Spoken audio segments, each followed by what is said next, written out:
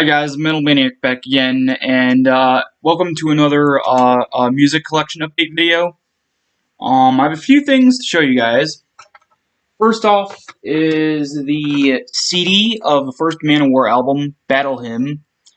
Um, Now, for some reason, both the CD version and the vinyl version are extremely hard to find. Now, I don't know if it's just the first album or if it's with all their 80s albums or their albums entirely. But for some reason, it's really hard to find this album. Um, I don't know why. I mean, Manowar seems to be popular enough to where you would think they would have re-released their albums a bunch of times, you know?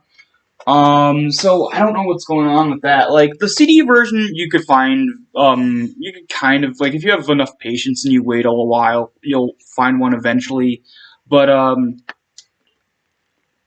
the vinyl version is nearly impossible to find. I think the CD version was re-released at some point, but I don't think they ever re-released any of their albums on vinyl. I think the only vinyl versions you could get are the original releases. Um, but yeah. So took me a while to find this one. Also, this is not a U.S. pressing, not a U.K. pressing. This is a Japanese pressing. Don't know why this was sent. I guess this may be the only. Kind of like with the Grim Reaper albums, the classic Grim Reaper albums. For some reason, the only places that they're being sold from are Japan for some reason. But yeah, this is a Japanese pressing. Um, but yeah, there's that. Alright, next up is something I was extremely excited to get, and that is an original pressing of the album Rock You to Hell by Grim Reaper. This is my favorite Grim Reaper album, by the way. Their third one is, in my opinion, their best. Now, this is not a UK pressing. The UK pressing, of course, was distributed by Ebony Records. This one is by RCA Records, so this is an American release, US release. Now, I got this in I got this in, not in mint condition, but I got this in near mint. The only thing wrong with it is that the side of the vinyl sleeve right here has a bit of a tear in it. But other than that, the rest of the case is fine, and then the vinyl is basically untouched. Perfectly untouched. Just has a little bit of a split down the side of the sleeve in here. As you can see. And then the case is a little bit banged up, but I think that was just from it being in the UPS truck. But yeah, I'm just so glad to have a vinyl version of this. It's one of my favorite albums, and definitely my favorite Grim Reaper album. And it's good to have a bigger version of the artwork, too. But yeah, there's that. Next up is something Iron Maiden related. And that is the single of Running Free. Of course, this is their first ever single. Yes, this is not an original pressing. The original pressings were...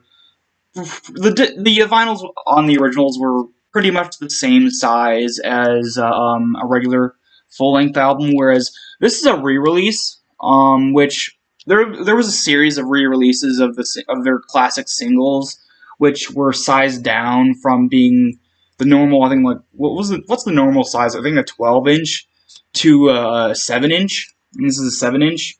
Now I don't know why they did that. I can't really figure out why. Maybe they're just easier to carry around than or not carry around, but they're easier to fit on a shelf. They're easier to fit more on a shelf than a full size 12-inch, which that makes sense, I guess. But yeah, I love the artwork here. The very first time anyone ever saw Eddie was in this picture. And then on the back, you get the original Iron Maiden logo, the very first version of it, where instead of There are two things different about this one. One, Iron Maiden is instead of being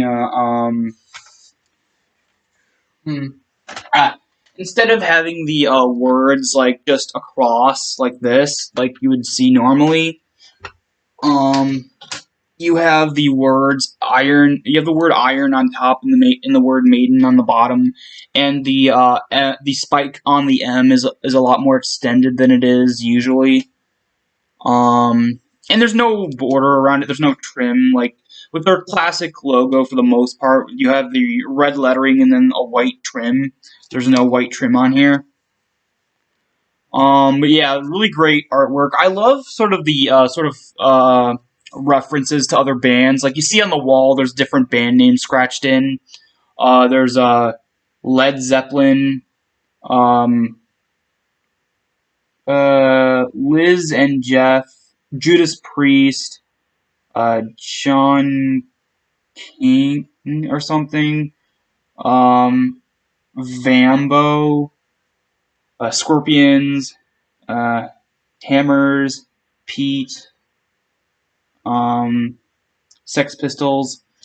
I mean, you can kind of see some of them are easier to read than others, but you can see there's a bunch of band names sort of carved into the wall of the alley. And then Running Free is in this really interesting font that I don't think they used ever again. Sort of like a neon style font. And then on the not neon colored, but like with like the fonts with the neon signs are usually this kind of font. And then on the back you get a bigger version of the logo that's up here. And of course, A side Running Free, B side Burning Ambition, which is a very underrated Iron Maiden song. And then, of course, you get the very first rendition of Eddie that wasn't a piece of art, which was a stage prop, which is this plain white mask. Now, I don't know if this is true or not, but I know that originally the mask spewed smoke, but I don't. I've heard from time to time. I've heard that it also spewed blood at one point instead of smoke. Now, I don't know if that's true or not, but it would seem really cool if it both spewed smoke and then at one point spewed blood. That would have been awesome to see. But yeah, this is really awesome artwork for a single. Alright, last thing I have to show you guys is another Iron Maiden related thing, and that is something that's actually pretty recent. And that is, of course, Pharaoh Eddie from Powerslave. This just came out like earlier this year, and by the time I went to try to get it anywhere, whether it be online or no, by the time I went to anywhere to get it, whether in stores, they were all sold out. And when I went to buy it online, it was ridiculously priced. The price has gone down now, but at first it was pretty ridiculously priced. For some reason, it was like $50-$60 or something. I mean, that's not ridiculous. That's not ridiculously priced for some stuff, but like for an action figure, that's brand new, that's ridiculous. Like I would get if like maybe it was like discontinued or it's been out for like I don't know 3-4 years maybe. Then you could up the price a bit because it is not brand new. But for something brand new to be like this to be $50, it's just ridiculous. I actually got this for way, way less. I got this for like 30 something bucks, actually. So, pretty, great price for this. I got this, I went to the mall, recently, and, they had this, and there was only one left. So, like, I have to get this. This was, like, sold out anywhere else I went, when this first was released. But, yeah, I'm just glad I have this now. It's really cool looking. And there's the back. But yeah, so that's about it for this video. Hope you guys enjoyed, and I will see you all next time.